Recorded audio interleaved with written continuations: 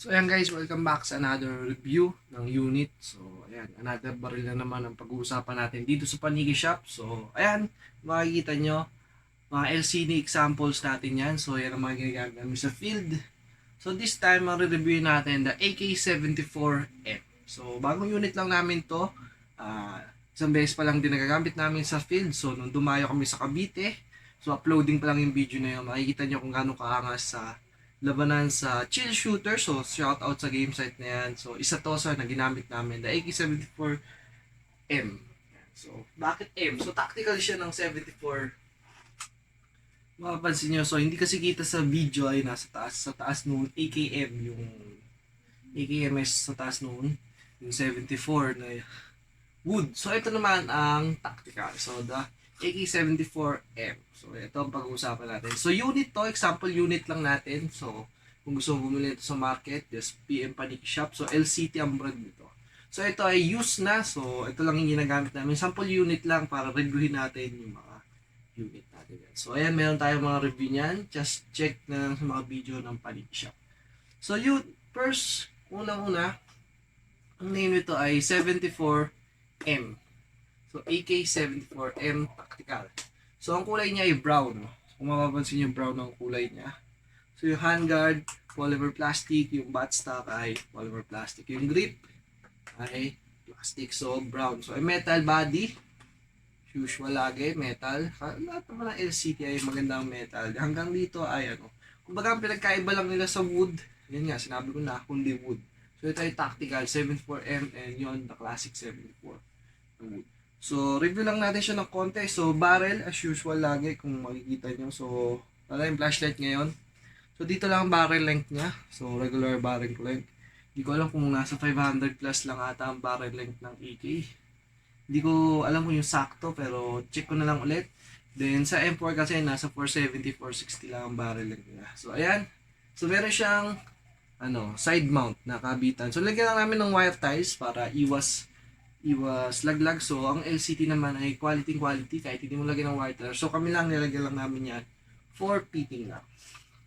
So may different reason din bakit namin nilalagay yon. Then iwas lang laglag ng mga pyesa. Pero ang LCT ay safe na safe naman. Wala siyang battery view. For battery purposes lang yan, kaya namin lagyan ng ganyan. So, ang battery compartment niya ay dito sa buttstock. Ang stock ay dito. So, ayan, nakikita may butas na yan. Doon, ditanggal yan. So, dyan ang battery compartment ng LCT. Ayan, kung ngayon makikita nyo. Then, stock magazine, syempre. Hindi siya high cap. So, mid cap lang siya ang stock magazine niya. So, wala na tong box kasi sa amin to, personal to. So, meron din kami binibenta nito. Ayan, so, ito ay personal use, kaya ganito. Pero LCT, ganda 74. So, ang out of the box FPS niya, so 430. And pag may medyo bago-bago pa ang gawa, minsan kasi maganda ang sealant or pagkakasil ng FPS niya or yung piston niya, pag bagong-bago pa ay 450, kayang umabot. Pero sa amin, ito, tinono-testing namin siya ay 445 lang. So, kulang ng 5 FPS para sa 450. So out of the box, ang range lang naman lagi ng stock ay 450 to 430 FPS. So ito ay upgraded na. So pilitan lang namin ng normally ay motor and spring, then the rest ay LCT parts pa rin. So hindi kami gano'n nag-change ng mga parts. So madalas motor lang for high FPS and high F spring na kayang-kaya na yun. So ang stock ng motor ng LCT, ang kaya niyang spring ay hanggang 140 to 150. So around 500 to 530 FPS na yun. So ito naman ay pinang-open FPS namin siya. So ayun, kaya nasa around 550 to 600 FPS ito dahil upgrade na to. So ang ginagamit lang namin spring commonly sa mga LCT namin, sa mga open units namin na open FPS ay SP170 and yun lang. Ang iba. Yung Chenli motor, so Taiwan din, suggestible yan, Chenli motor. Kung gusto nyo ma-upgrade ng mga high FPS din, high roof din, no problem yan. Depende sa setup nyo. So, back in the review tayo. So, yan, konting-konti lang ang difference niya sa wood. More on kulay lang and shape ng body. Pero, same na same siya. So, iba lang ang payat nito kasi plastic siya. Hindi ko compare sa wood ay medyo mataba. Din yung grip din, iba din yung feeling kasi ay, pero more on same ata sa grip. Pero iba lang feeling ng tactical talaga. Then, ito sa front grip din, iba. So, yung itsura niya, So, maliit lang siya. So, malaki akong tao. So, 5'10" ang height ko, kaya para siyang maliit lang. Sa video. Ayan, maliit lang din. So, ayan lang. The AK-74M. So, kung gusto niyo ito, available sa market. So, ito yung mga other units natin. May review yan sa Paniki Shop. Just search Paniki Shop in YouTube. Like and subscribe na din para makita niyo pa ang mga ibang video dito sa Paniki Shop. So, ayan. So, kompleto naman siya. As usual, ang AK ay safe, full auto, and single. So, safe, naka-safe yan. Naka-trigger lock yan. Then, full auto, as usual lang. AK ay automatic. Full auto agad, hindi siya nagsisemi. Then, semi, single. Ayan. So, wala din tong burst. Kaya nga, AK eh. Ayan. So, ito, kung mapapansin nyo sa iba kong review, huli kong review ng AKM stainless steel, siguro ang huli kong review na kung narandaan ko. So, na-upload ko. So, yun, ang half-up chamber pala noon ay ito ay magandang info. Malaman natin. Ang mga bagong unit ng LCT ay parang M4 na din. Pero, pahiga ang rotary system niya. So, yan, papakita ko lang maigi. So, di siya, ayan, visible naman pala. Ayan, kung mapapansin nyo, rotary system na siya. So, niikot na. Kumbaga, niro-roll yun ng ganon. So, roll yung pa side. Hindi kagaya dati ay parang push and back. Ganon, tinutulak lang siya. Para siyang ang half-up chamber ng AK, ng LCT, comparison sa iba, ay parang gantong charging handle na atas mo kung gusto mo i-half din. Kung i-half down mo, ay ipo-forward mo. So, ito hindi na. Rotary system na siya.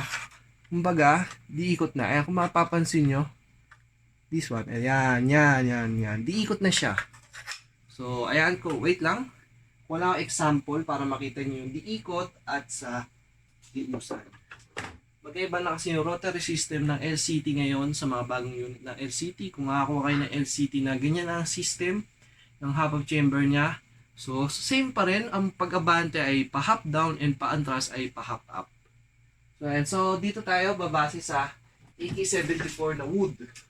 So ito yung luma na ng LCT namin. So ang half-up chamber system nito ay ayan. Mapapansin nyo, ayan. Ditulak siya. Medyo hindi lang siya visible. Ayan, kung mapapansin nyo, wala siyang rotary. Kumbaga, inuusad siya paabante, inuusad siya paatras. Hindi siya paikot. Hindi siya bilog. Kumbaga, comparison sa mga M4 na ENC, Lonex, other M4 na, kumbaga, di-hop siya, di-ikot, may, para siyang maliit na gears. So, ito ay hindi. Ang AK ay hindi. So, sa mga bagong LCT unit ay ganun na yung nilalabas sila, kagaya nung nakuha namin sa AK-74. So, ito yung AK-74U. So, may review na akong hiwalay niyan. Just tingnan nyo lang sa YouTube. Ayan. So, for comparison lang, magandang example yon ng mga unit ng LCT na meron ng mga bagong version, bagong different features ng LCT. So, yan. So, sa 74M na to ay nabili namin to na. And, at for information lang, full stock to. So, hindi siya natitiklop. Same as the wood siya, hindi siya natitiklop. So, bibili ka lang talaga ng magazine ng LCT na high cap. Meron naman din sa Paniki Shop kung gusto nyo. Para isang order na lang. So, ito kasi yung libre ng out of the box ay mid cap. So, hindi siya suggestible pang laro. Pero kung mga limit FPS din, mga CQB, walang problema yan. So, ayan. Kung gusto nyo lang tagtaran, syempre mag high capacity magazine kayo na 450 rounds. So, itong ganito ay 450 rounds. Hindi siya same ng lata na 600 rounds. So, ayun. Normal info. Yan, meron siyang iron sight. Meron siyang front sight. So, ayan.